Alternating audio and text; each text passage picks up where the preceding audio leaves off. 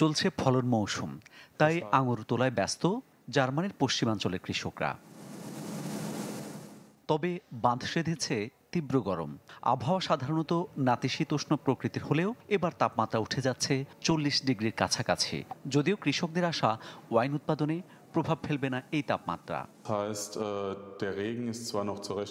কম বয়সে আঙুর খেতেই কেবল পানি সমস্যা দেখা দেয়। পুরাতন আঙুর খেতে এই সংকট কম হয়। আগামী 4 থেকে 6 সপ্তাহ আবহাওয়া শুষ্ক এবং উষ্ণ থাকতে পারে। ওয়াইন তৈরির জন্য আমাদের 38 ডিগ্রি তাপমাত্রার প্রয়োজন নেই, 30 ডিগ্রি যথেষ্ট।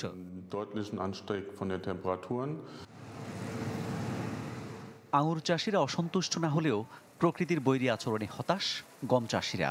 দক্ষিণ জার্মানির কৃষকরা বলছেন, গেল বছর থেকে এবার ফলন কমবে অন্তত 35%।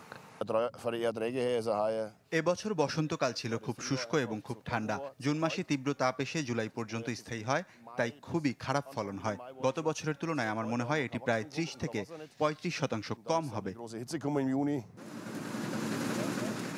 ফলন বিপর্যয়ের শঙ্কায় কুইনোয়া চাষিরাও বলছেন, ফুল ফোটার সময় তীব্র তাপদাহ মারাত্মক প্রভাব ফেলে।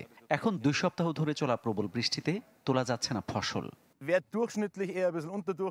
ফুল ফোটার সময় তাপমাত্রা খুব বেশি ছিল, যা শস্য উৎপাদনে প্রভাব ফেলে।